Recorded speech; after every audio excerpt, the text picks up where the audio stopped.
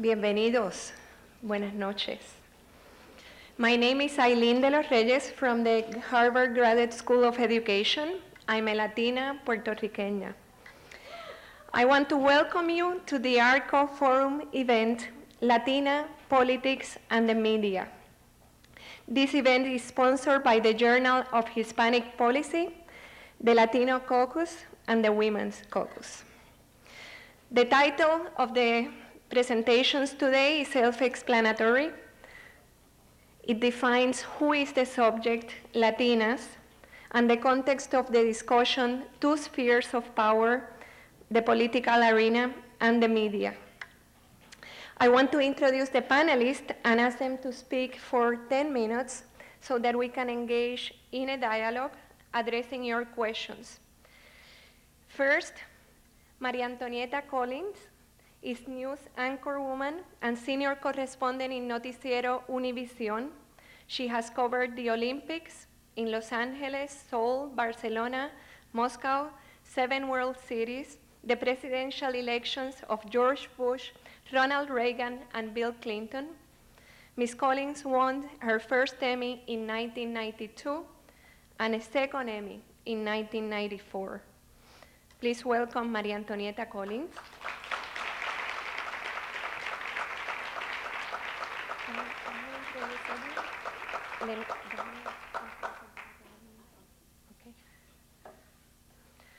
The second panelist, Caroline Curiel, is senior presidential speechwriter and special assistant to President Bill Clinton.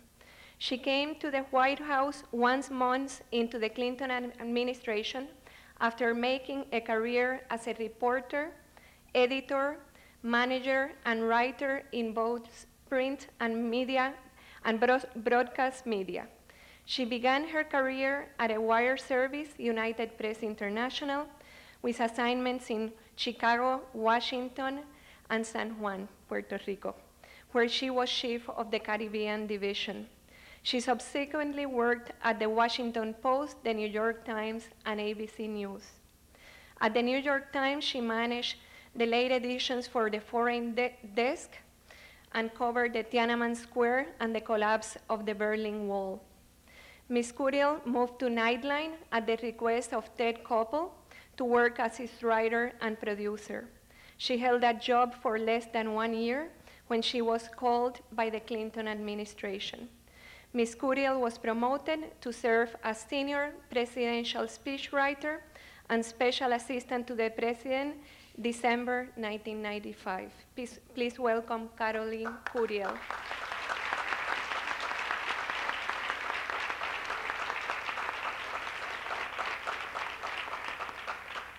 Valerie Menard is a graduate from the University of Texas at Austin with degrees in English and journalism. Currently associate editor of the Hispanic magazine, she writes and edits articles on Latino culture. Ms. Menard is also Austin Arts Commissioner appointed by the city mayor. In that capacity, she advocates for equitable funding for artists of color. Please welcome Valerie Menard.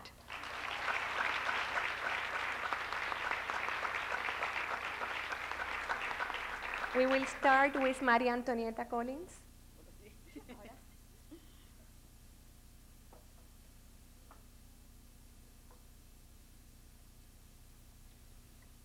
Buenas noches, good evening. First of all, I want to apologize for the mistakes I'm sure I'm going to do tonight in English. I need to thank the students, the people from the Harvard Journal of Hispanic Policy, to invite me to come to talk to you. After these first words, it's easy to know that really English, it's for me a second language that I chew, but I can't swallow. I am too older to erase my accent. The reason it's easy. I belong to the very first generation of Hispanic journalists that came to work in the United States in the early 80s. We came from different countries, in my case, from Mexico. I grew up in Spanish.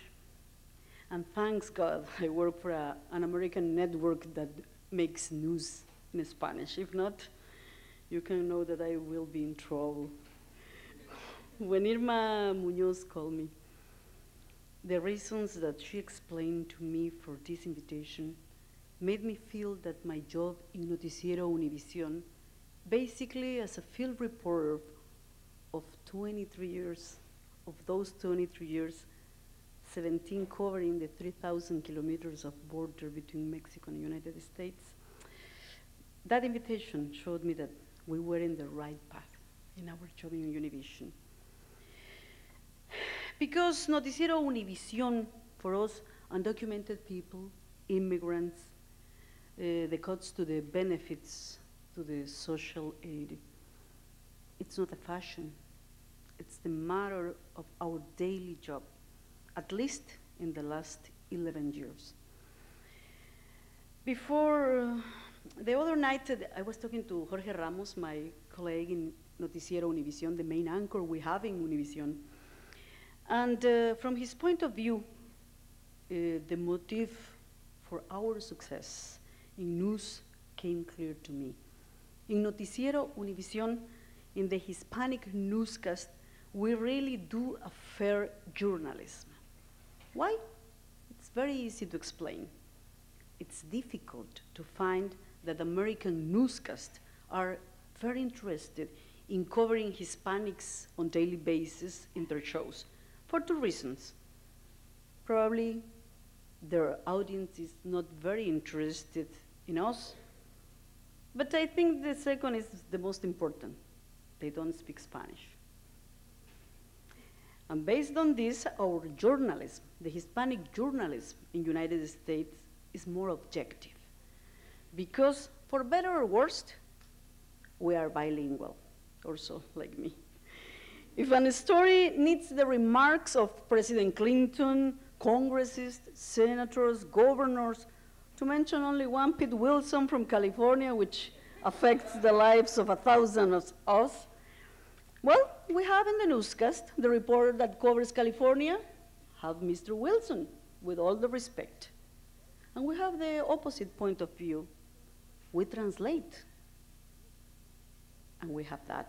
So with that, we accomplish the sacred rule of journalism, to be fair and to give both sides of the story the same amount of time they deserve. And there are more. Univision tries in covering as much as possible the needs of our community that makes us #1 in Hispanics ratings in the United States. In prime time ratings, Monday through Friday, from 7 p.m. to 11 p.m. in Hispanic audience, we got 21.3%, Fox 8.5, NBC 8, Telemundo, the other Hispanic network, 5.2, ABC 4.1, CBS 3.5. Us, again, 21.3.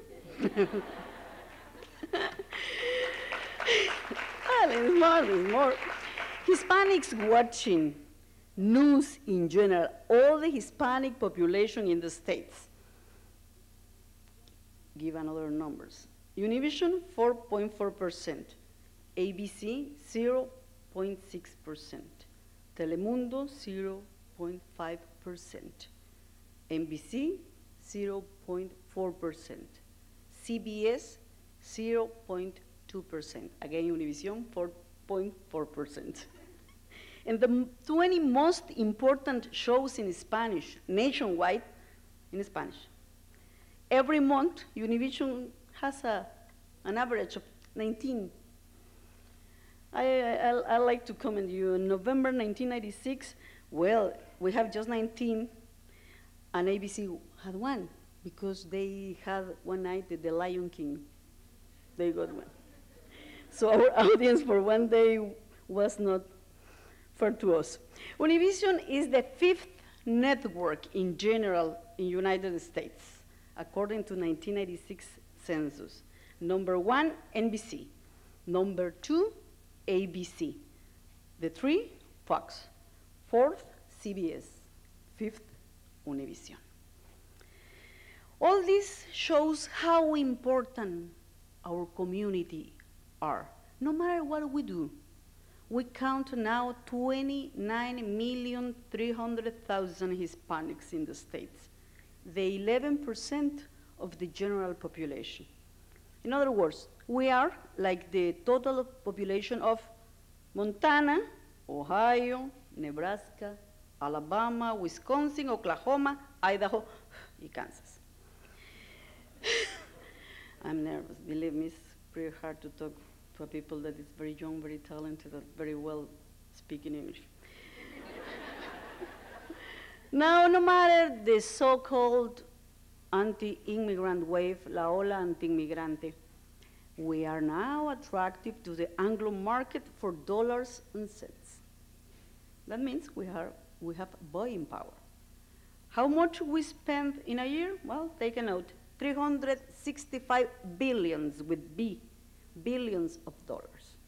And if statistics are not wrong, in the year 2010, we will triplicate that sum, or to be clear, in the year 2010, we Hispanics will buy $965 billion.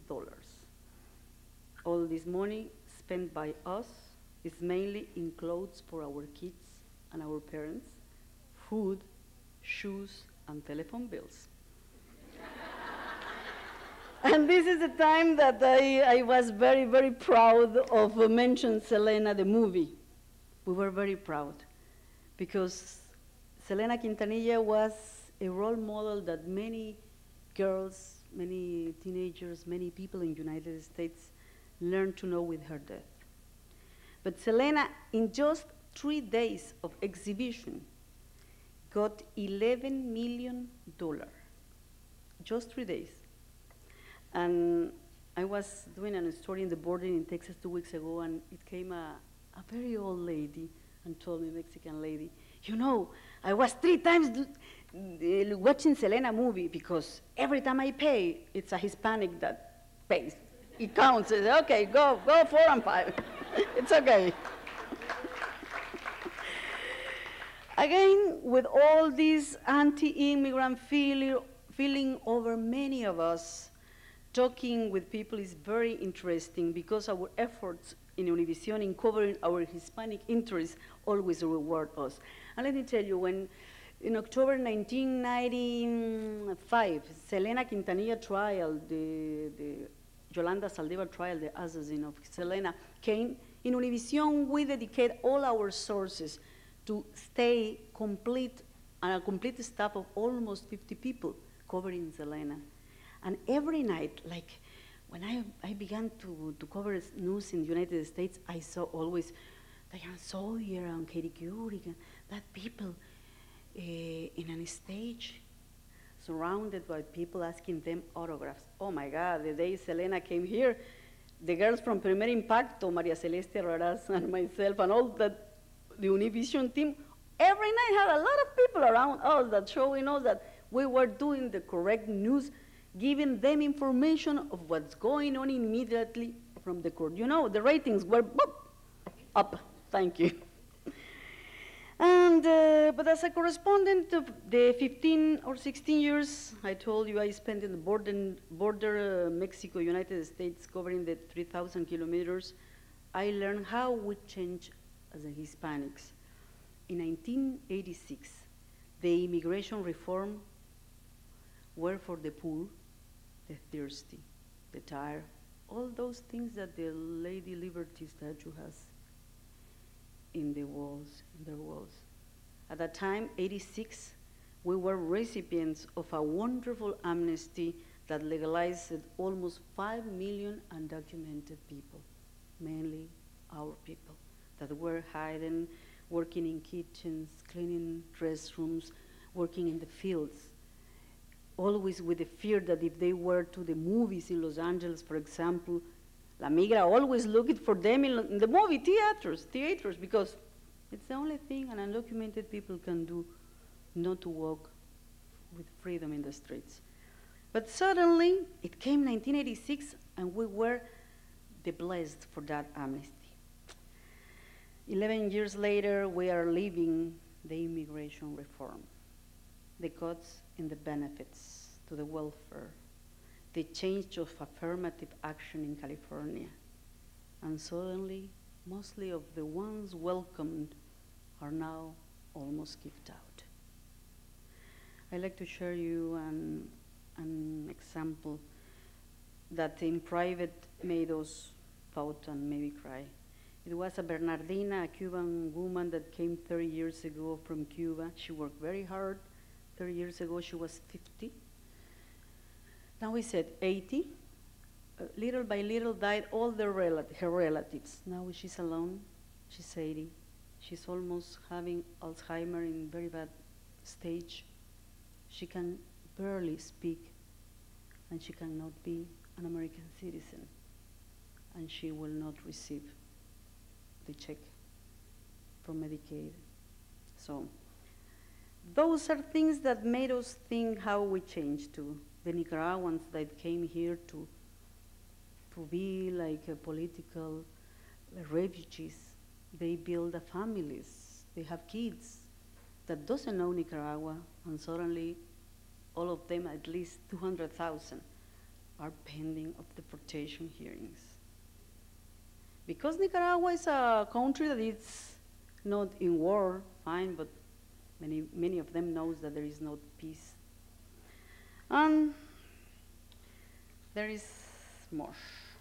Let me see. Before, many people said, well, why I need to be American citizen, Mexicans, because of feelings. I pay taxes, I go Mexico and return, I'm resident. Why I'm going to give up my Mexican citizenship?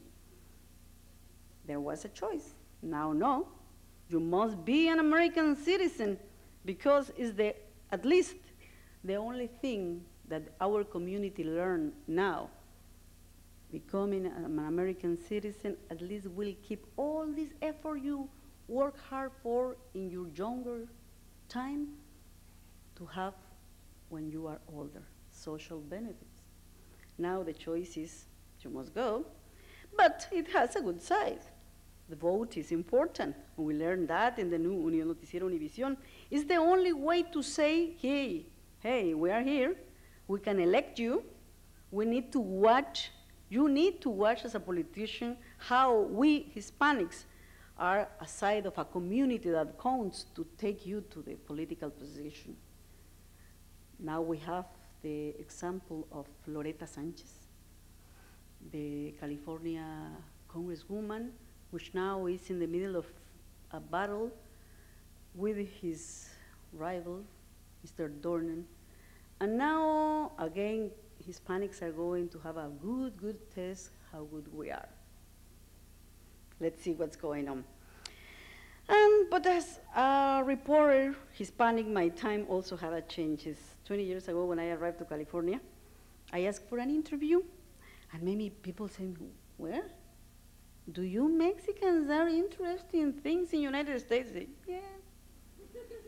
Because I didn't know how to say yes. Years later, I used to do, believe me, and I cry and I yell and I demand. But it's a quite time different. We are now more women, Hispanic women in the fields.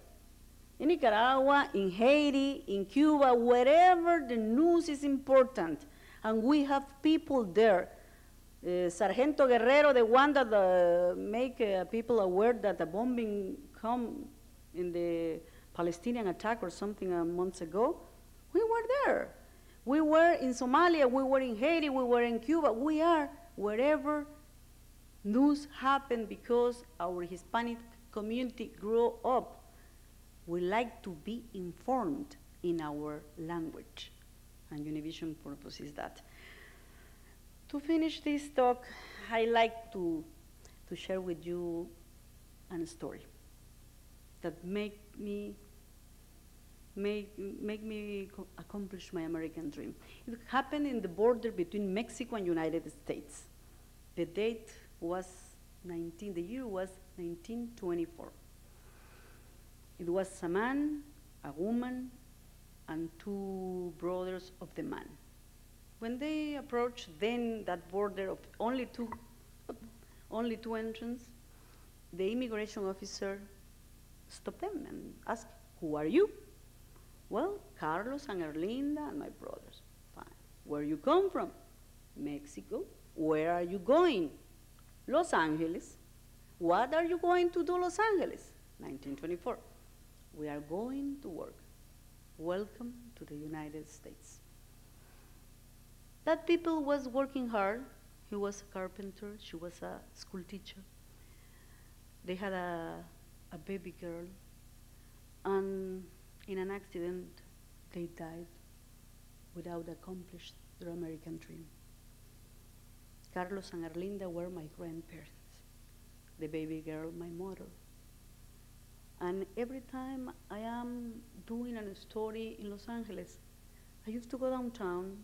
I used to try to figure how my grandparents, when they were in the very old cafe that there is in the area where they were supposed to live.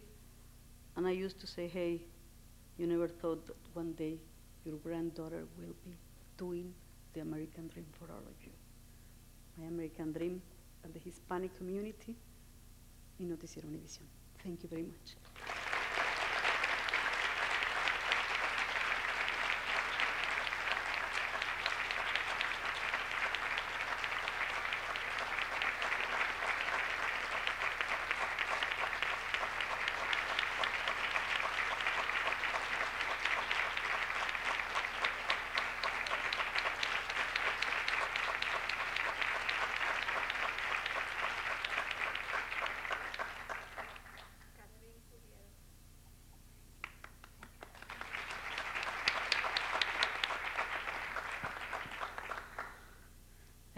Thank you very much. And I think, Maria Antonieta, you did wonderfully in English. Oh.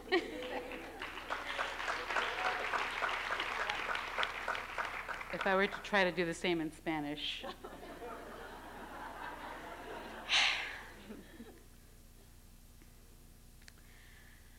I love the stories of where we came from and your story. My parents were actually both born in the United States. My father was born in San Francisco. My mother was born in Council Grove, Kansas.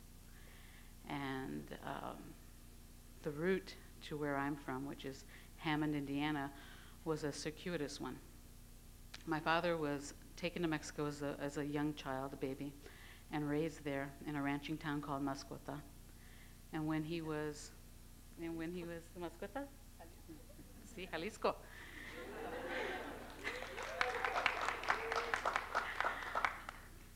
When he came of age, he decided that he would come up to the land of his birth and find a job. And he boarded a bus in Guadalajara, Greyhound bus, went north knowing not one word of English. Well, a couple words. He knew how to say cup of coffee and a piece of bread. Because when the bus stopped for food, that's what he would eat. He was too embarrassed, too afraid to really try any more of the language.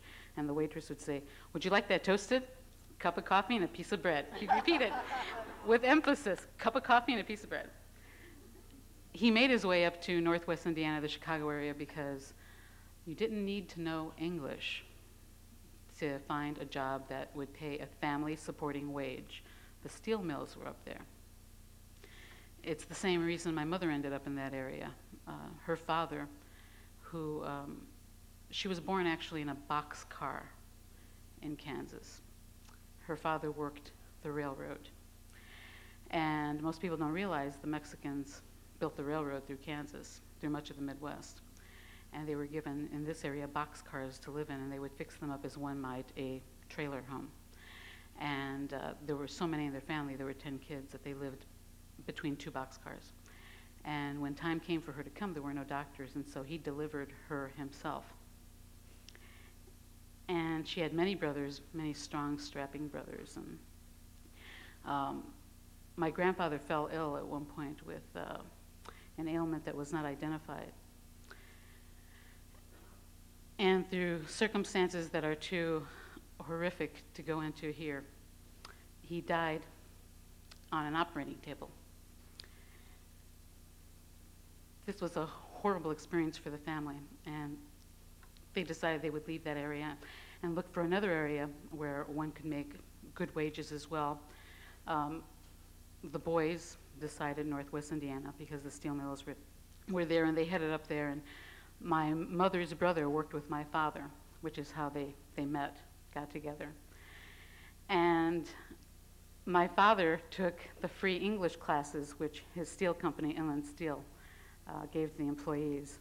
And to this day, his English is quite accented, but it's very good. He's one of the best read people that I know, and has always been very, very interested in political affairs and news, and reads every newspaper he can get his hands on.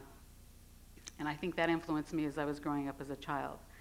My mother, on the other hand, while she would not pay a lot of attention to the newspapers, did to politics in particular. And from the time that I could talk and walk, I was passing out pamphlets for Democratic candidates.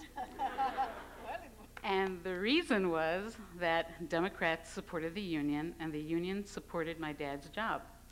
So we were Democrats, and we were also enamored of the party that would have a candidate for president who was Catholic and had 10 kids, Bobby Kennedy.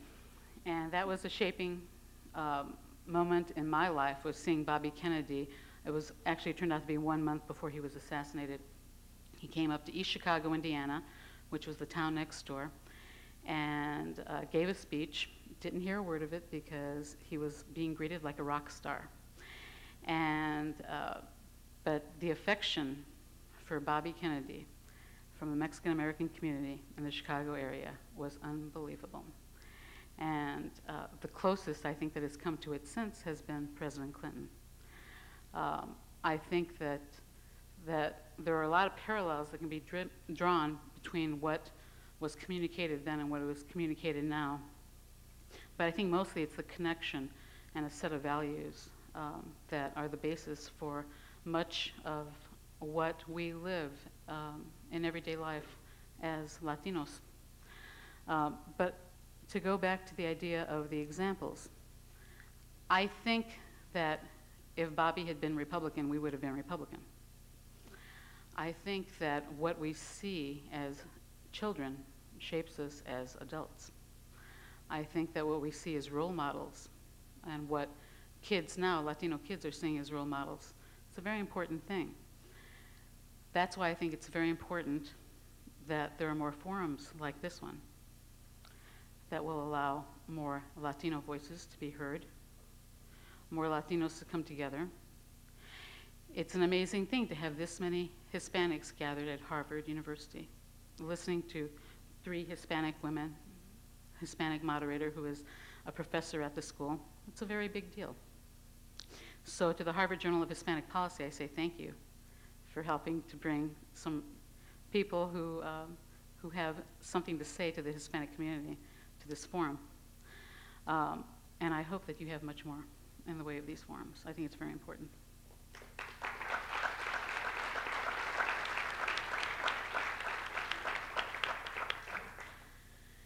President Clinton got approximately 3/4 of the Hispanic vote in the '96 election, which was a pretty stupendous figure. It was a very amazing thing.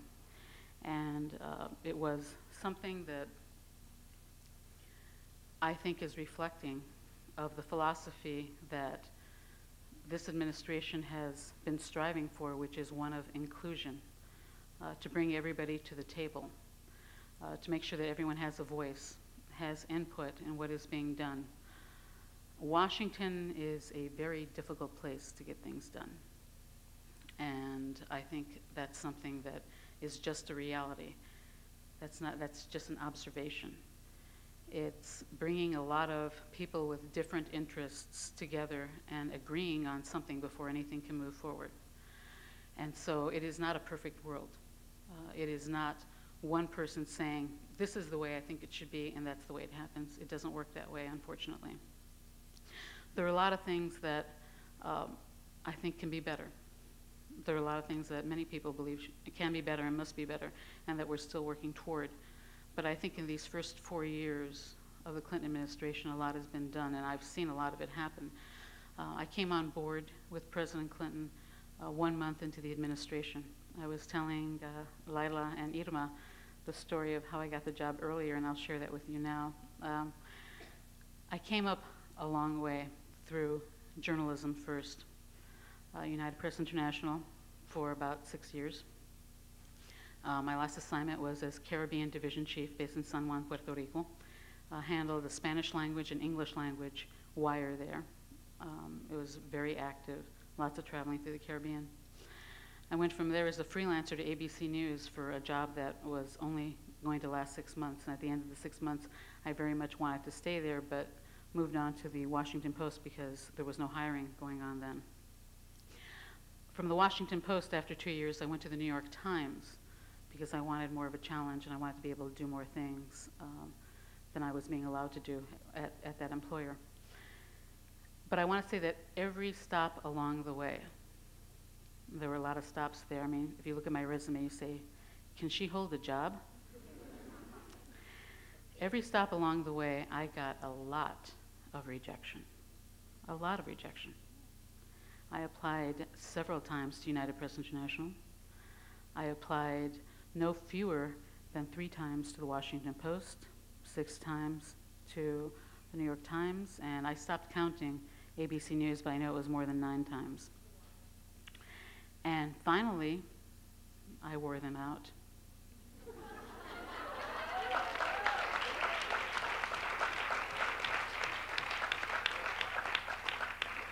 I think what we need to keep in mind as we go through life and look for opportunity is sometimes opportunity will not knock.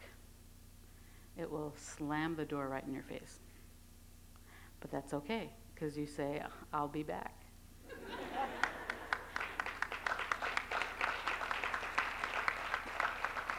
And then you go back. And I will say this, that I never got called for a job until Bill Clinton got to the White House. They called me. Now, I had to try out for the job, but they did call. And there was a tryout done. I did my tryout, which was to do a sample speech, turned it in, didn't think I had a chance of getting the job at all, and was called in to have lunch with a high-ranking official. And so I showed up for lunch, and it was less than a week after the inauguration.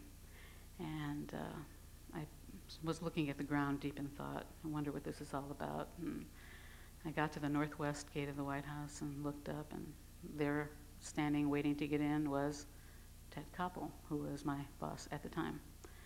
And I had not told him that I had applied for this job. So we did a little bit of, what are you doing here? What are you doing here? I asked you first. And back and forth. And so I finally came clean. And true to his nature, he was very supportive. And you can't beat an on-the-spot recommendation from Ted Koppel. So they had no choice. They had to hire me. And now I've been there for the entire term and now into the second term. I love working for this president, this administration. I think that there is so much yet to be done. And to even get the job started now has been monumental. If you look at what we were 4 years ago, how far we've come, I think it's a very big deal. I look forward to much more in the way of change. I look forward to hearing the president speak a lot more about the inclusion of all Americans in the mainstream and to have a chance to achieve all that we can achieve.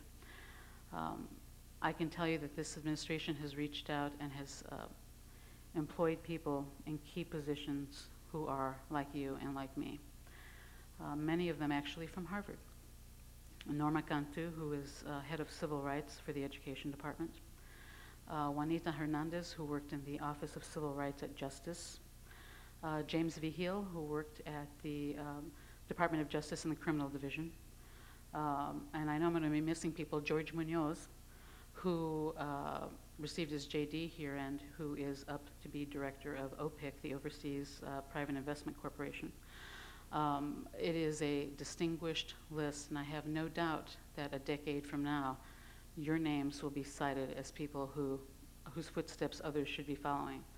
This is that kind of opportunity that you have been given. And all it takes is a little bit of an open door. That's all it really takes to make opportunity happen, to make it all come real. I want to introduce somebody now who's in the audience who worked with me during a very important time during the administration. It was when we were getting together all of our work for the affirmative action speech. Jeffrey Vargas. Jeff was my intern assistant during that time. I was attending Brown University. And I do this, it's a rotating position on the staff of speech writing.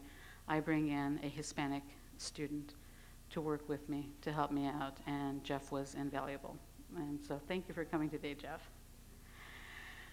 I really want to wait and hear what your questions are too, so I'm going to cut this short now because I could go on for a very long time. No, never mind. Thank you.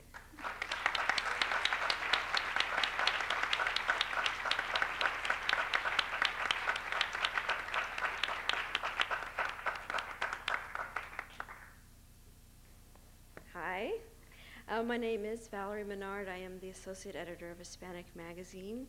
I also want to thank the Harvard Journal of Hispanic Policy for initiating this forum, for inviting me and my colleagues to speak to you all today. Although my first response to Irma when she called me was, it's about time. And I didn't realize that there actually are two reasons it's about time, because you have never had Latinas. You haven't had Latinas here in how many years? A long time. So, but my reason for saying it's about time, it relates to the fact that I'm a channel surfer. I'm sure a lot of us are channel surfers. And as a Latina, there are several things that attract my attention and make me pause, but anytime I see anything Latino, of course, that's always an automatic, what's going on? What are they talking about? And I've seen, especially after this last election, and Latinos really came to the forefront, and we came to the forefront in a negative way. We were definitely hit upon last year. It was a pretty brutal year for us, but we have come to the forefront and people are talking about us. And when I see discussions about Latinos, I'm always looking at that and wondering, why aren't we there? Why isn't Hispanic Magazine there? Because this has been our topic. This has been our focus for 10 years. And we'll be celebrating our 10th anniversary this fall. And if anyone knows much about print publishing, the first 5 years you're lucky to be around. If you can make it past that, then this is definitely a benchmark, and we're very glad to be here at 10 years old. Thank you.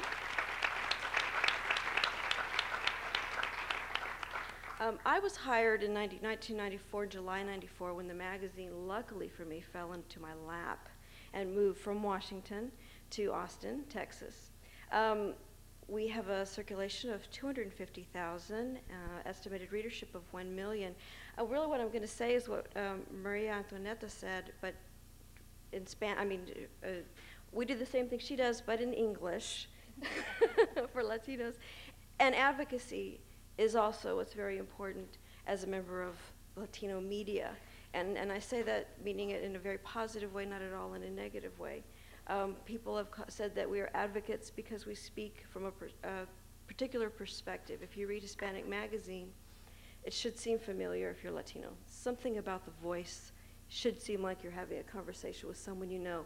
Even the look of the magazine should be familiar to you. That's our role. We have to do that. That is, you are our market, and that is, it's integral to our success. But to mainstream journalists, we're looked on as advocates, and I'll get into that a little bit more in a minute. In our 10th year, or last year actually, we spun off 2 new publications, Moderna, which is a bilingual magazine for Latinas. It's not Latina Magazine, and my other colleague isn't here to talk about that. Patricia Duarte with Latina magazine, but we did spin off Moderna and also Hispanic Online. So if any of you all on AOL, yes. So if you've seen our website and our Hispanic Online is on AOL. We also redesigned the magazine last year, and one of the key issues we were looking at was making the magazine a little tougher, making it more political. Writing deeper, or getting deeper into issues that were important to Latinos, and we've gotten some feedback, and I hope we're on the right track. I think that people have said, you guys are getting so much better. So I hope that's a good thing.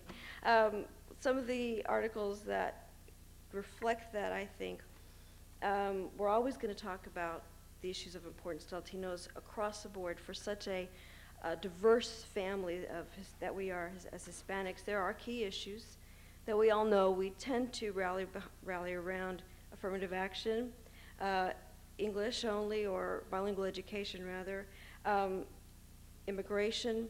Those are issues we're always going to cover, but we cover other things as well. We did a story last year on unmasking Hopwood, which delved into the Hopwood case, which has been so significant, and it started in Texas and it's permeating higher education throughout the country. We felt that our readers needed to understand what is happening in higher education and how affirmative action is not just about jobs. It's starting at a much earlier, much crucial level in higher education. We also, speaking to Latinas and Politics, we also focused on Victor Morales' campaign, but we forgot about Loretta Sanchez. We didn't really cover Loretta Sanchez. I guess we were looking at Victor because maybe he was running for Senate. He was running against Phil Gramm, someone we all knew and despised, at least I did as a Texan and a voter, maybe not as a journalist, but as a Texan and a voter. And so we focused on Victor's campaign, and he did excellently. He didn't win, but he won 48%, I believe, of the vote in Texas, which was more than any other contender against Phil Gramm. He beat any other contender before him. So that was important, but we did miss Loretta Sanchez, which was just as important because she unseated just as villainous congressman, and so in that case we were off on that story. Getting into advocacy, my background really prepared me, and anytime I get a captive audience of young Latinos interested in journalism or any kind of field of communications, I can't resist a chance to talk about your Latino community paper and Latino media, actually. Latino media as a family. We tend to forget that, especially in college. I know when I was going through my journalism program, I was never taught about any kind of other publication besides mainstream. It was the New York Times, it was Washington Post, it was the Wall Street Journal, and if you were interested in newspaper, which I wasn't, magazine sequence, I knew I would never make daily deadlines, and I wanted to write features, then there was very little, much less, for me as trying to pursue a degree in magazine. But lo and behold, when I wanted to re-enter the field, I did go to my local weekly, bilingual weekly, La Prensa in Austin. And there I met a wonderful mentor, Kathy Vasquez-Revilla, and she was tremendous.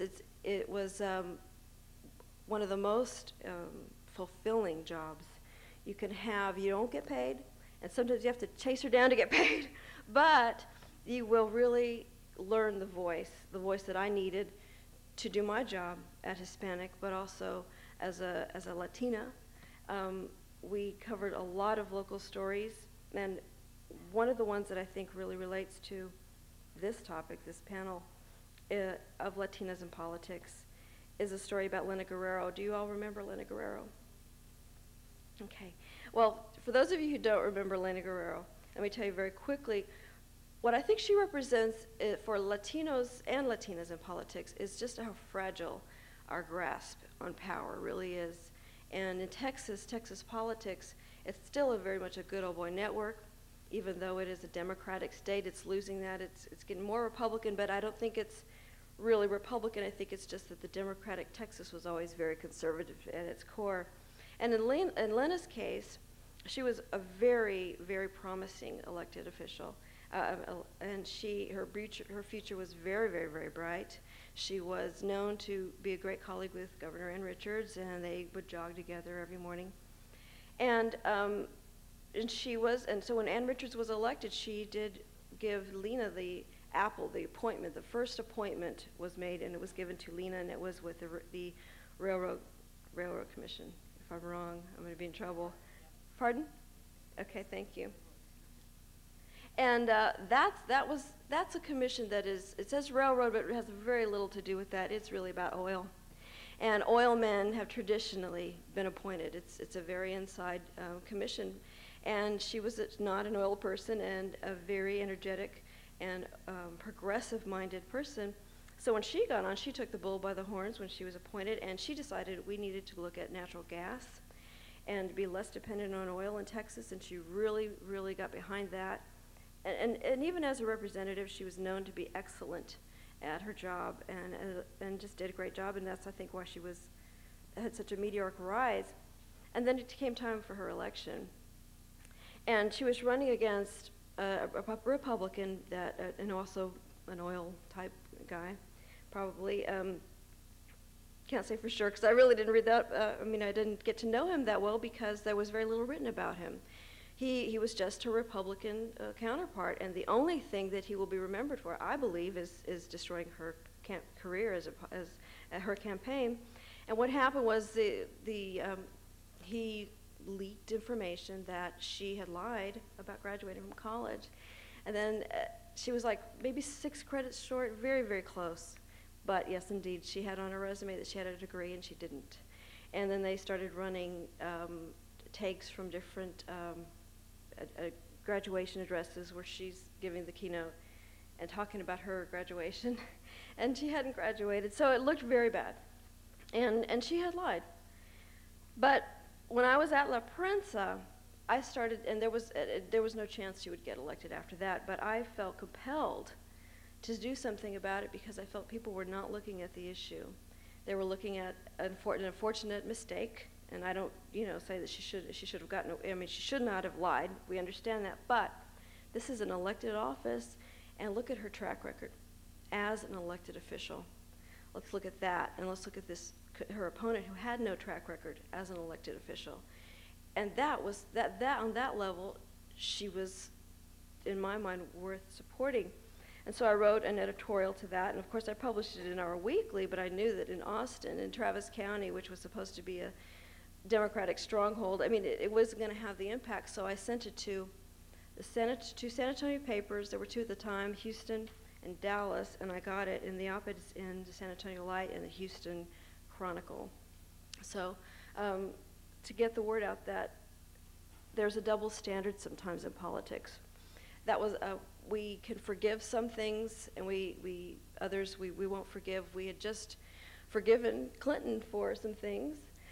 We supported the president in his campaign, even though there were little personal foibles that had come up that weren't pleasing.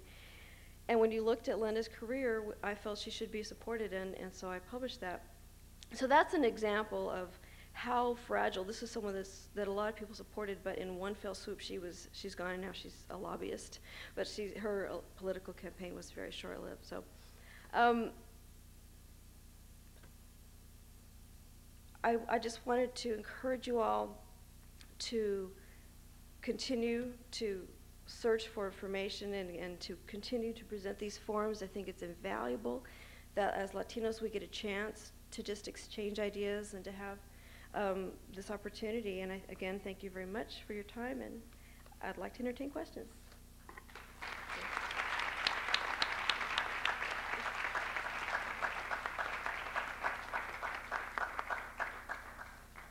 Before we go to the questions and answers, I just wanted to make a personal comment of how deeply grateful I am that you have visited us at Harvard, and the sense of honor and dignity that you have brought today to our community. Thanks.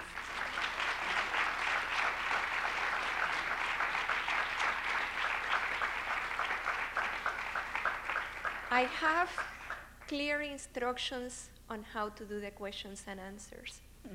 As a Latina, I would do a circle, bring the coffee, and however, these are the instructions, and I'm sure, as always, we can be bicultural.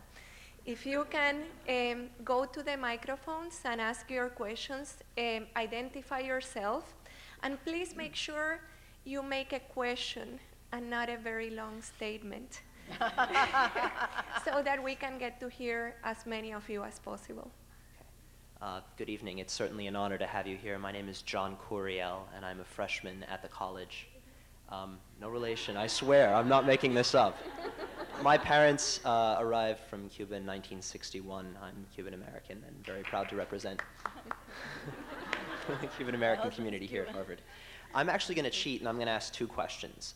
My first question is for Ms. Curiel, and I was going to ask where you draw the line between being an advisor and being a speechwriter. If you really want to articulate something and the president or one of his advisors disagrees with you, how much leeway do you have to play with that? And my second question is, where do I sign up for your internship?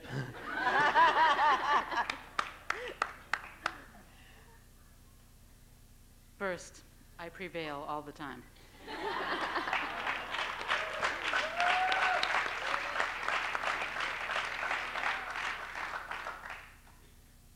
My job is not that of an advisor. My job is to articulate what the policy is that has been arrived at by the president and his policy advisors. So whatever problems I may have with it, I leave at the door, basically. That's what I do. And give it the best I can to make it the best I can. There are always reasons that policy turns out the way it does. As I think I mentioned earlier, it's not a process where you say, okay, there's the book, that's what it is. Many other people have to sign in on this. Many other people have to be part of the process. By the time it comes to me, that should have all been worked out. If it hasn't, then that's when I impose my view. No. No, that's not what I do. So what I would say is this. I would say that there are times when people will disagree, even within the White House, even among the president's closest advisors. But in the end, you arrive on the best that you can in the way of the president's view, obviously, would be first and foremost. And he would arrive at that after hearing from all the people that he thinks should be heard from. If I'm included in that group, I am honored, and I give him my best. And beyond that, I really couldn't say. Oh, and the internship? Come see me afterwards.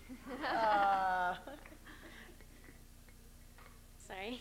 Hi, my name is Saru, and I'm a student here at the Kennedy School.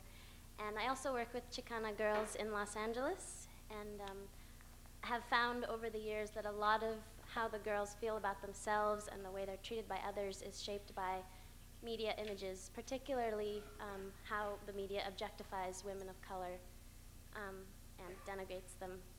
And I'm wondering, as women who have been involved in the media, if you can provide us with specific action steps for change, particularly even for the girls, things that they can do to really influence the way women are portrayed in media, both print media, television, radio, videos.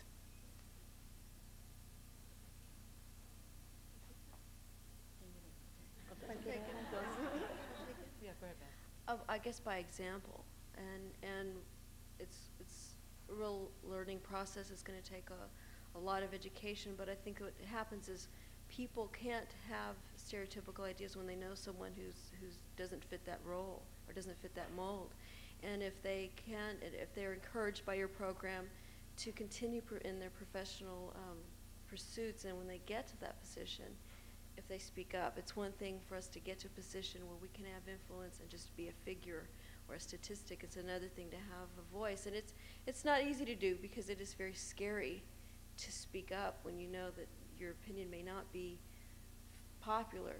But even if it's not in a professional way, in a personal way, just by example is the best way, I think, to change those kinds of images. And as far as Hispanic Magazine, we're actually going to be doing an article on the stereotype of the luscious Latina. But, you know, and we'll talk about those issues, definitely. I have just a tip. School, and more school. Commitment, and midterm goals, and dreams always can come true, always. I dream myself, not as much as now I have, but I have goals for 3 years, 5 years. I put pressure on myself trying to get an Emmy Award, and I gave myself 5 years, thanks God. 3 years, and I had the first. And it was like my first baby. And then 2 years later, I had the second one. But you know what? I covered the major leagues of baseball because I was a reporter that was a medium-class reporter. I didn't have rich parents.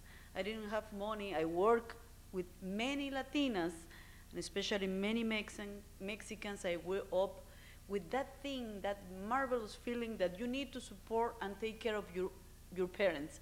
So I need to support my parents, give them money to live. So what does that mean? That I work for a newspaper, a magazine, and wherever I could write, and I get money. And from 1981, when Fernando Valenzuela, the Mexican pitcher, came to the States, I was the only reporter blessed to have interviews with him, not for me. I was working for Televisa in Mexico, which was very important, and he will never say no to Televisa. And from, and from Fernando's, I learned life is a baseball game. You need to give a hit daily, not a home run once in a life. And when I asked him about derrota, failing a game, losing a game, he told me, well, you know, life is like baseball. This is a game in which only one can win. And you are not the only one that win every day. And the other thing he told me, you need to be prepared for the opportunity. And then when the opportunity comes, take it. So if you translate to the actual situations that many of you live, study, be prepared as much as you can. There is always a place in the world. Carolyn said something that I used to learn from people, something marvelous. If they close the door in your face, fine, you'll come back. But you need to be prepared. She never could make it if she was not prepared for having the opportunity. And if you add that to the courage to say, hey, I'm going to have something, dream. If you dream, if you have a mirror in your mind, what do you want to be? What do you want to look like in 3 years, in 4 years? You'll do it. I think it's to me it works. My name is Bruce Anderson Monserrate, and I guess I'm a representative of the Ecuadorian community here tonight. As I look across the room, I see quite a few people here and quite a concentration of resources, in that it's taken a lot to get as many Latinos and Latinas here tonight.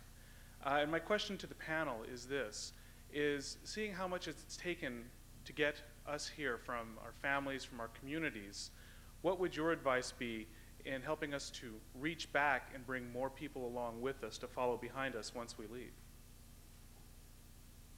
It takes a village. It really does. I think each of us should take responsibility to do what we can in any way that we can to bring along others. And if that means mentoring, if that means spending time with a child and working with that child, if that means making sure that you get the word out that there is opportunity somewhere, I think everyone has a responsibility. We are not doing enough for our own. I have concluded that a long time ago. It is not good to expect others to serve us, to put things on our plate for us.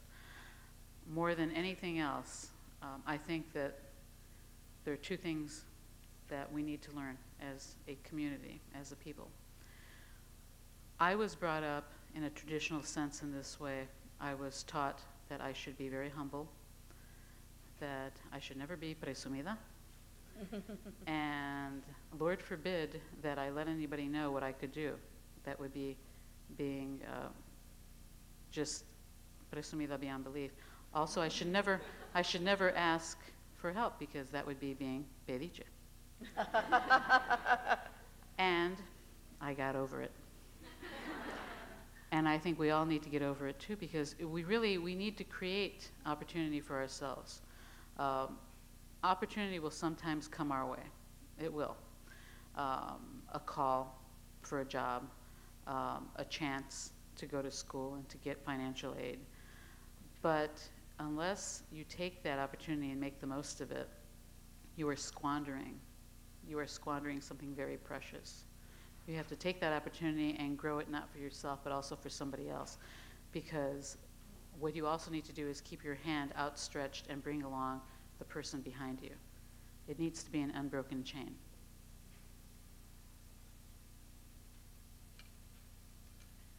I myself? Well, let me tell you, it's very difficult, but I think Caroline said everything. It takes a while. Well, I'll add one more thing. I agree with everything Carolyn said, and it might have seemed odd to mention my work on the Arts Commission in Austin, but I mention it because it's hard work, but that has shown me the importance of representation more than anything that I've done, and it's hard work. I mean, I enjoy the meeting, and I enjoy what I do in Austin. For the city and Latino artists, and they've been, I think, they've rallied behind my work, and they've never had support on that commission, so it's been really integral. But I'm tired, and I've been on it for 6 years, and I want to go. I mean, I want to get off, but I can't, because we haven't found someone to replace me, and I'm not going to get off unless we have somebody there who can come in, because otherwise we'll lose that, and I don't want to lose that voice on that commission. So those are things we have to keep in mind all the time. Our editor of Moderna was a news journalist with a local paper, and I gave her freelance opportunities at first with Hispanic. Someone mentioned her to me, and it was through that she heard about the opportunity with Moderna and asked me about it, and did I think she should do it, and I said sure, and so she has the job. So the mentoring, it has a tremendous effect, and we do always have to remember what we're leaving behind as we move on. Yeah. I have a question for all of the panelists. Two of our panelists provide an invaluable service by working to make increase the access of Latinos to news outlets which target Latinos, like Univision and Hispanic Magazine. And the experience of Ms. Curiel is slightly different in that she worked for newspapers that tended to target America as a whole. And I'm questioning, like, what do you think is more useful, or in what ways do you think Latinos who want to be journalists should strive for, whether they should try and focus on their energies in working for a magazine or a news station which specifically targets Latinos, or whether they should try and make inroads into more mainstream American media sources and making sure that the Latino voice gets spread out in that particular type of medium. It all adds up. Yeah. I think we need to have ourselves everywhere. But as far as making the decision, I'm glad you asked that, because it does bring up an important point in journalism anyway, my experience again. It depends on the person. My advice is my experience has been, to me, more cushy, because I've always worked with Latinos, and I've always worked in my own medium, and I've always worked with people who understood my name and didn't ask me 20 times what Menard was, or what my what my genealogical history was. So it's very comfortable to work in that environment, and so that has been liberating as a journalist to write issues regarding my own community. And that's what I wanted, because I was very political. I knew that that's a much tougher road to hoe in mainstream journalism. And I know several mainstream journalisms who've been burned out by that continual battle, and but we can't say all Latinos should be in Latino media. We do need Latinos in mainstream. It's just if you have that personality, and if you have to have a tougher skin, I think, or you'll have to get one pretty quickly, and be patient. I think you have to be more patient, and eventually, I think, can make change in mainstream, and we need Latinos in both. I have a tough skin. Call me rawhide. New York Times, Washington Post, ABC News are not easy places to get hired. And in answer to your question, I would say this, that part of the reason we don't have more Hispanics in the so-called mainstream media is because they can't get hired. The numbers are not good at all. And they need to get a heck of a lot better before we can say that there's opportunity there for Hispanics. Having said that, I would say that that should not make anybody shy away from doing that if that's what they want to do. They should definitely go after it in the way that I think you should, which is with great tenacity and don't give up. And eventually you will get hired.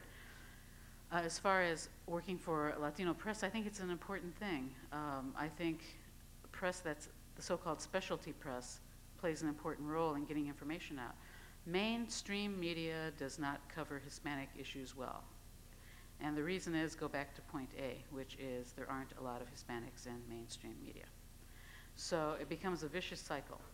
And the need for Hispanic media will be greatest as long as there aren't a lot in mainstream. And even when mainstream does become a more equitable place, I think there will still be the role there for specialty press or for Latino press.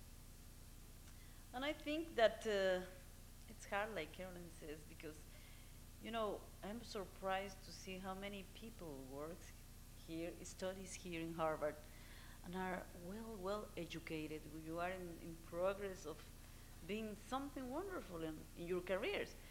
So in the Hispanic newsrooms in the United States, we need people prepared like you are doing now. But it's again the question, what's going on with our girls? We have, for example, Miami. Univision now was moved to Miami 6 years ago from California.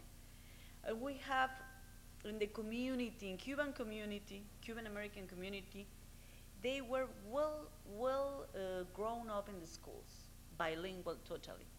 We have now Jackie and Sproul. We were anchor at NBC on weekends. We have Giselle Fernandez. They made the crossover, but they began in Hispanic media. I don't know what to tell you. We need you. Mm-hmm. We need you, but also the Hispanic media needs you in the American media, and like Carolyn says, they don't hire you as much. So I think part of this job, it's like to have a good luck, a good star over you, and try.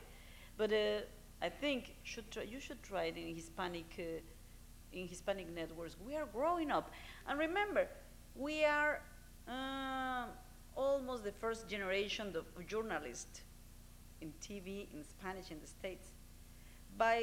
You are the ones that are going to our newsrooms will be the second generation, well prepared. You will live in a market, Hispanic market that is growing up, so that will give you more chances, more opportunities. Try in Spanish. It will be work. It will be worth.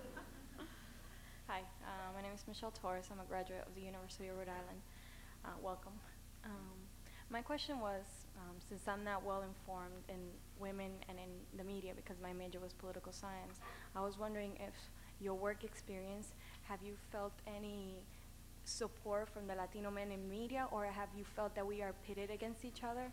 For example, like, do we have to fight two glass ceilings, the Latino ceiling or the American ceiling? And do you have any experiences in that? That was not my experience. I felt that we were all very supportive of each other. That was not only at ABC News, but also the New York Times and the Washington Post. And at UPI, I didn't know a lot of other Hispanics. But for those three main media outlets, I would say that it was a mutual thing. We were all in the same boat, and we recognized that. And the gender issue was quite secondary. And in Spanish, I agree with her also because, you know, Hispanic market in news was small.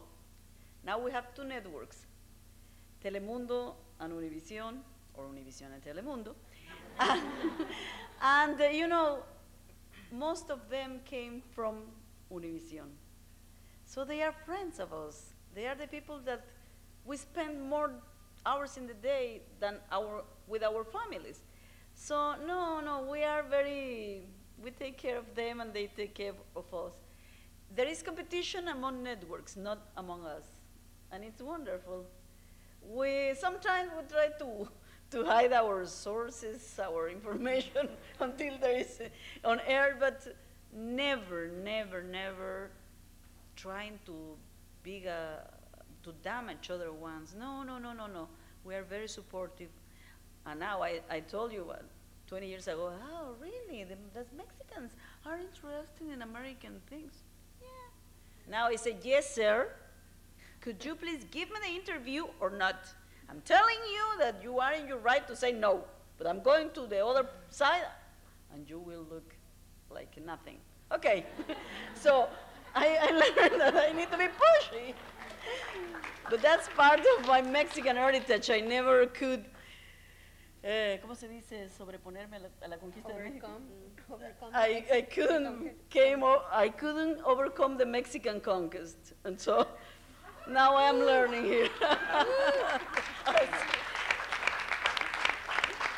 We are friends. We are very supportive. Buenas noches, Profesora Reyes. I'm going to break your ground rules here. I don't really have a question. I have more of a comment. My name is Alex Rodriguez. I'm from Nogales, Arizona. And I've been here for almost 2 years and will graduate real soon from the Kennedy School. The first comment is for the four of you. I've never heard such a passionate forum event since I've been here. So I wanted to thank you. And secondly, we've had Warren Christopher, Robert Reich, Ted Kennedy, and Hillary Clinton herself here recently. And now I'm just very proud, and finally we get to see 4 Latinas at the same podium. So thank you very much. Thank you.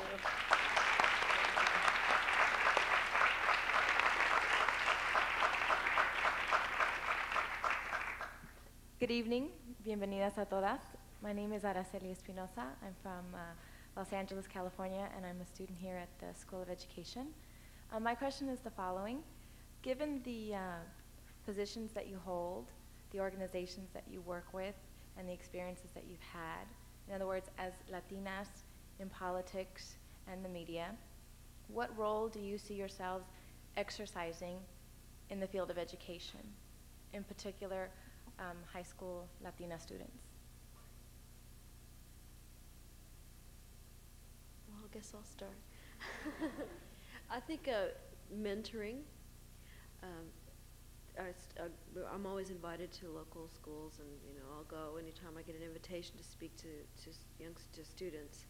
And as a publication, I know that Hispanic is very sought after by educators, especially with Latino student populations, because we very rarely see ourselves. So there's still the awe factor about our magazine when we see ourselves. I know that it happened to me when I first saw Hispanic before I even worked there. So they need that kind of information for their students, and I know that we're present there.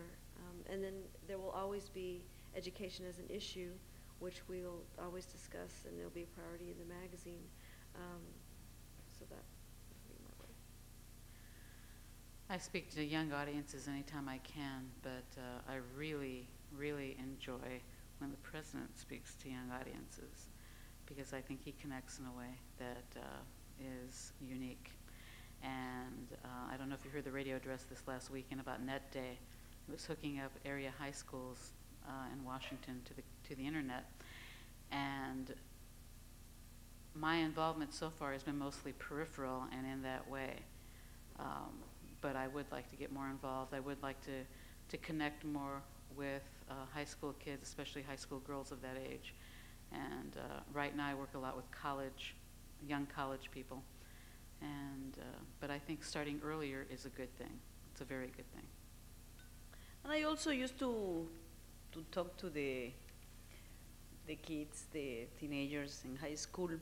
You know, I am concerned not only as a mother of 13 and 23-year-old girls, especially when I am in Los Angeles or Texas. One thing comes to my mind: how we can prevent those teen pregnancies, those gang members, drugs, all that things that as a parents we are dealing on daily basis, and the house projects, how difficult times are. And again, the only answer I can find is role models, school, education. There is not much. I'm praying, because you know it's hard time for our community. Our community especially has the problems with our teenagers, but we need to work hard on them not to drop out from the schools. And I think that's a mission of all of you, all of us, everybody, every single person.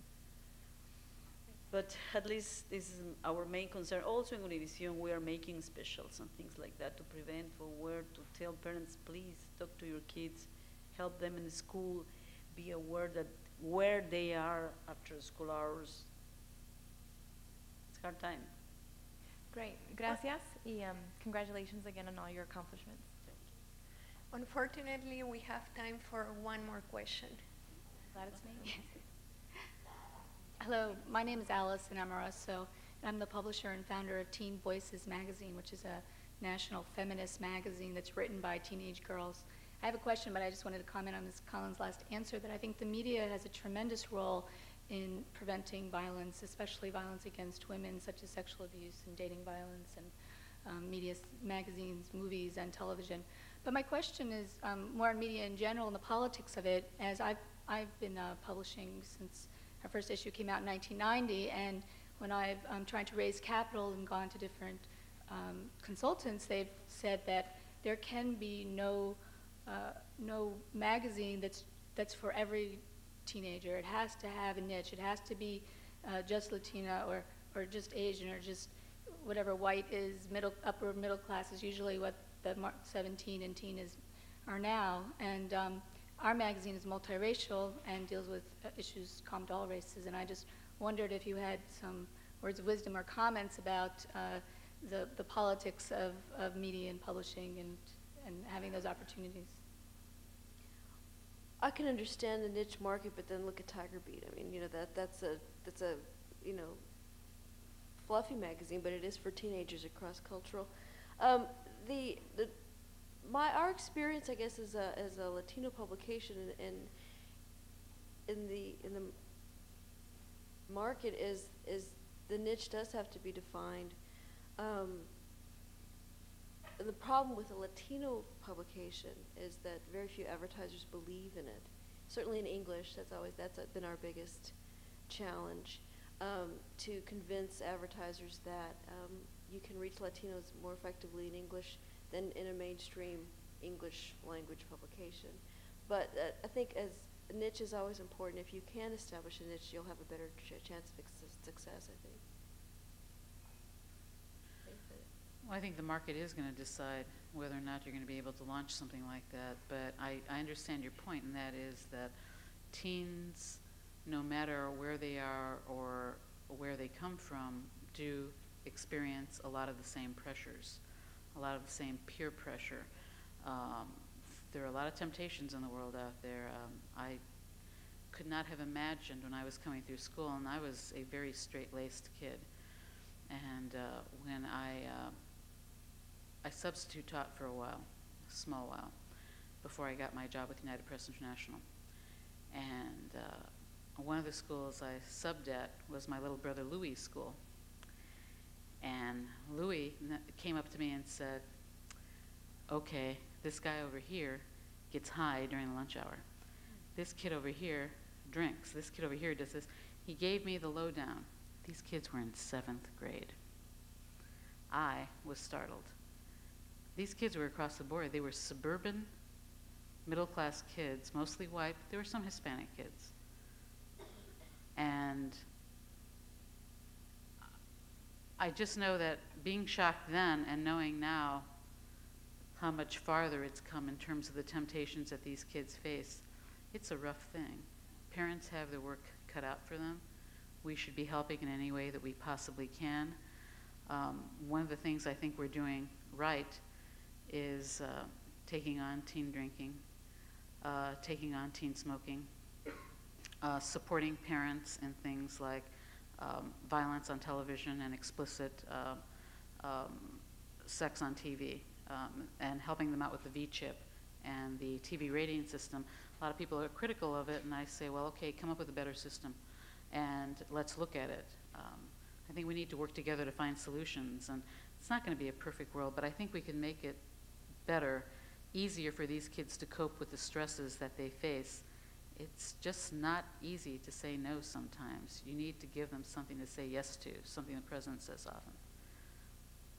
And, you know, what they say has an example. It was San Antonio, Texas, in one of the house projects, Alazan Apache, which is very, very tough neighborhood for many people. And it came a mother, an undocumented mother, that works that has two jobs, works from 6 a.m. to 10 p.m. She brought with a coyote her two teenagers, 13 and 10. Both kids, like after school hours, are exposed to all these things, new for them because they came from Mexico. One of them is in very serious problems with drugs and gangs. And the woman was crying when she was talking to me about this. And she told me, you know, I really don't know all of these things happen in Mexico. Probably there we are poor. We don't have money, jobs, or whatever. But at least you can keep your kids out from many temptations. Now you know, I work hard, I give them whatever they need in my modest way. But you know, I don't know if it is worth to brought them to the States. It was sad.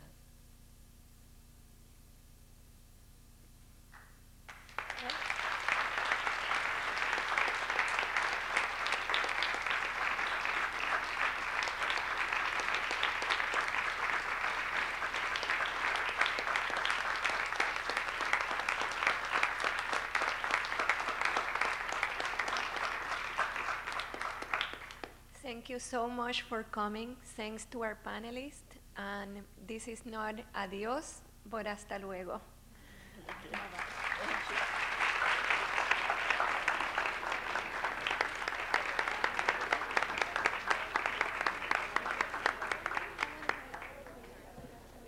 Hi.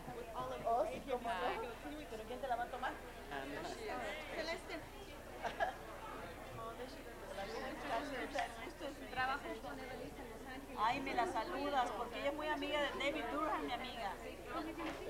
Muchas gracias.